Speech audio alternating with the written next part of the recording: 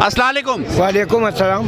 आपका नाम नूरुद्दीन है? हाँ जी। और नूरुद्दीन साहब, आप इमरान खान की चप्पलें बनाते रहे और उसको तोहफे में भी देते रहे ठीक है। हैं। ये ज़रा तस्वीर मुझे दिखाएं। नाजरीन, ये नूरुद्दीन साहब है, पेशावर से आए हैं एहतजाज करने, और ये वो तस्वीर है जिसमें इमरान खान जब जेल से बाहर थे तो उनको इन्होंने ये तोहफे पे चप्पल दी।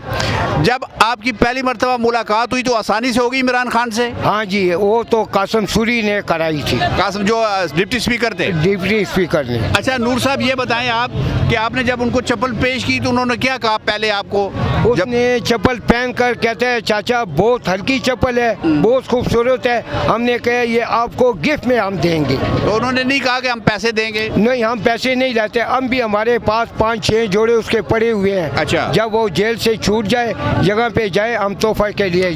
अच्छा नूर साहब, ये बताएं कि आप एक कारोबारी शख्स हैं और मेहनत मजदूरी करते हैं, ठीक है। तो जो कारोबारी शख्स होता है उसकी कोशिश होती है कि वो अपना वक्त ज़ाया ना करे सियासी जलसों में, एहतजाज में, लेकिन फिर वो क्या स्पिरिट थी कि आप फिर भी यहाँ पे आज पेशावर से एहतजाज में आए हैं? तो लीडर है ना, हम तो कहते हैं जहाँ पे इसका पुरअमन से एहतजाज हो हम जाते हैं ना।